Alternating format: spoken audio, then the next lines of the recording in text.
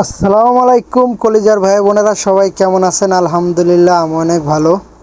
Finally duty শেষ করলাম। এই যে শাকিল ভাইয়ের আমি বের হয়ে গেছি। এখন বাসায় যেয়েই মনে করেন ফ্রিজটা খুলেই মাছ বের করতে হবে। এই যে রান্না শুরু করে দিলাম।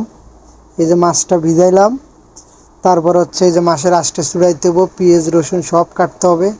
এই যে সব রেডি। আজকে শুধু পেঁয়াজ দিয়ে রুই মাছ বোনা হবে, কারণ তরকারি আজকে কিনি নাই, কারণ তরকারি এখন কিনতে ভালো লাগতেছে না। কারণ এখন বাজে রাত 12টা, আইসা এখন বাজার করতে ভালো লাগে না। পেঁয়াজ ছিল, এই দিয়েই বোনা করে নিলাম। কারণ 12টা বাজায় ডিউটি করে ভাই আইসে রান্না করাটা খাওয়া কিন্তু অনেক কষ্ট। যতটা সোজা পাবেন অতটা সোজা না, বুঝছেন? দেশে থাকলে আপনি 12টা বাজে ডিউটি করে আইসেই মনে করেন পাতিল নিয়ে চুলাই জীবনে যাইবেন, একবার চিন্তা করেন।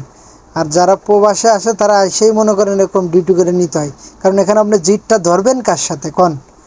জিদ ধরার মানুষ নেই। আপনি নিজের সাথে নিজের জিদ ধরলে আপনার না খেয়ে থাকতে হবে, ঠিক আছে? আর হোটেলে খাবার খাবেন একদিন, 2 দিন, 3 দিন, তারপরে কি করবেন?